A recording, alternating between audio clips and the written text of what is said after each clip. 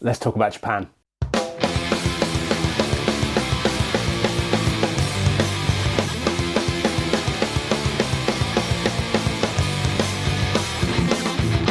Welcome back to the channel, and we are back. So we have spent 11 days in Japan. We travelled to Tokyo, Osaka and Kyoto, had a fucking wicked time. We went to all the theme parks, temples, shrines, shopping, arcades. It was just the fucking best. So from that trip, I've whittled down 8 tips to give you to hopefully make your life a little bit easier if you're planning a trip to Japan. So here we go. Tip 1, get yourself an international SIM card. With roaming charges and the excessive costs of companies like EE when you go abroad, it's well worth getting yourself an international SIM card. You can do this through companies such as Nomad and Airalo. And what you would do with them is purchase a virtual SIM card, which you can install alongside your SIM card. So you can keep your number and you can get cheap data. So it's invaluable to have data while you're away, so you can use things such as Google Maps, you can use WhatsApp to keep in touch with members of your group, you can use Apple Pay. So I got my SIM card through a company called Airalo, which is an app I purchased in the winter sale that they had a couple of months ago, and I kept that SIM card aside. I think it cost me about £12 altogether for 10 gig of data, which saw me through the entire holiday. It just saves so much time having Google Maps just at the tip of your fingers wherever you are. So I would strongly advise getting an international SIM card and installing it on your phone while you're in departures on the way out, and you're ready to hit the ground running when you land in Tokyo. Okay, tip 2 is Google Maps.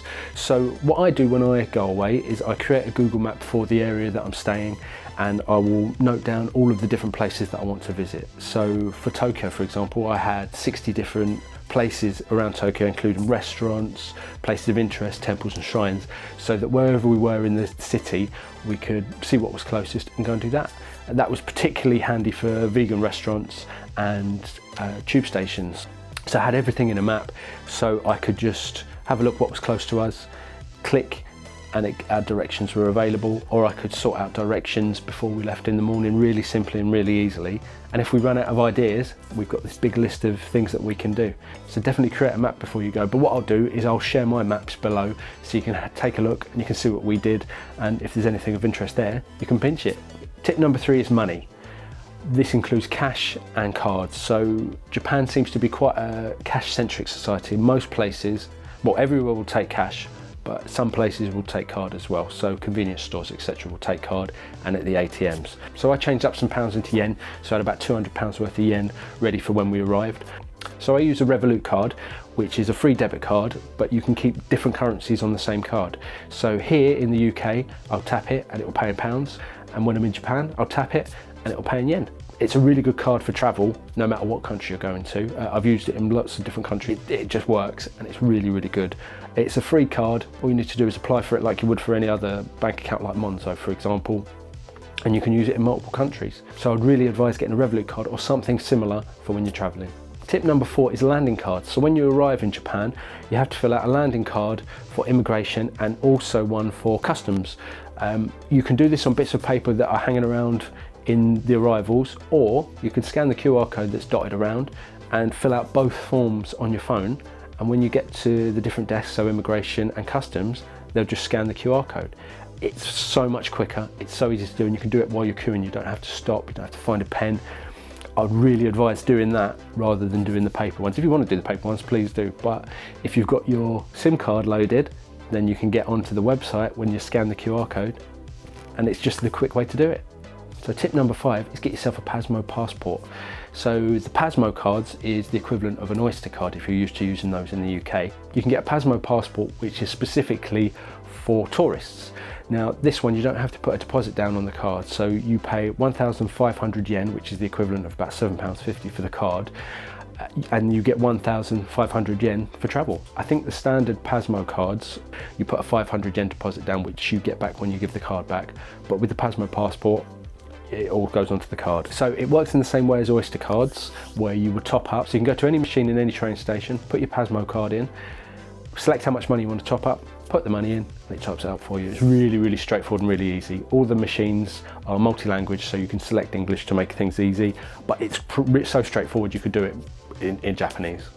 Traveling around on the underground is relatively cheap in Japan, a lot cheaper than London, so that 1,500 does go a long way. but as I say, it's easy to top up. And if you make a mistake, you don't have enough money to complete the journey, there are adjustment machines, which is the same machine just inside the barriers at every stop, so you can top up the correct amount to get through the barriers. Tip number 6 is the Shinkansen. So if you're doing long journeys, so if you're traveling from Tokyo down to Osaka, you'll need to get the Shinkansen. Now you can get a visitor's pass, which is a 14-day all-inclusive pass for riding the Shinkansen, but that's really expensive, especially if you're only doing one trip, and also you can't book your seats if you have a 14-day pass. So if you're getting single tickets, my advice is to find a company such as Klook, which is the company that I used, where you can pre-purchase your tickets and you can pre-purchase your seats as well. You don't have to pre-purchase the tickets, but for us, because we were traveling from Osaka to Tokyo to get a plane, we had to be on a particular train. So I pre-purchased the tickets through Klook and reserved my seats, so we weren't standing for 2 hours on the way back. You can purchase the tickets on the day, but you might not be able to reserve a seat. But I will say the Shinkansen is a really fucking fun way to get around. It's so fast and you get some fantastic views.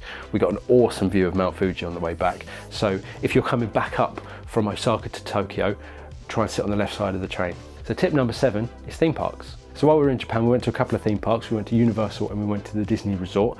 We also went to some smaller theme parks, which I'll talk about in an upcoming video. So my advice for these is to pre-book tickets. You don't have to, you can get them on the day, but what we found, especially with Universal, is there are timed entry into certain areas in the park, and if you don't have a ticket, you're not allowed in. I don't want you to go all the way to Japan to go to Super Nintendo World to be turned away because there's no time tickets left. So when you purchase a fast pass for Universal, you do get timed area slots. So that is one way to guarantee entry into those areas, and you also get fast pass on some of the more busier rides in those areas. It can be quite confusing, and it's probably the most confusing aspect of Universal. Hopefully at some point they'll change the way it works, although it might work, that might be the best way that it works, but it's confusing. I can see a lot of people being very disappointed by getting there and not being able to enter. So I purchased the tickets directly through Universal and Disney for those parks. The other parks didn't need to pre-purchase, and I think that's probably the best thing to do, particularly for Universal. If you're going to go and you know what day you're going, book your ticket, book your fast pass. It's cheaper than Orlando anyway. And final tip number 8 is Google Translate.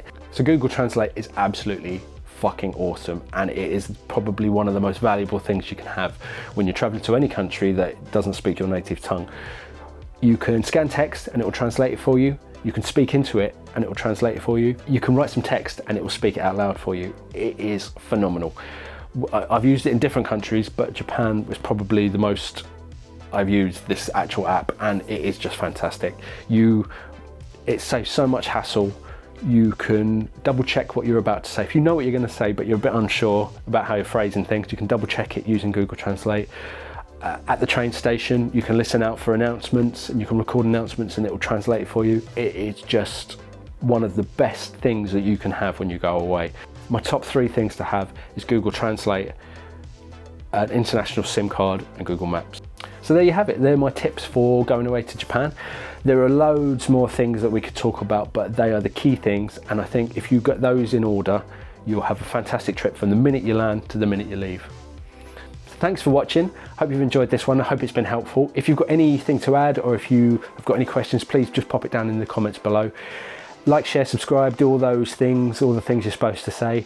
And thanks for watching. I'll catch you in the next one.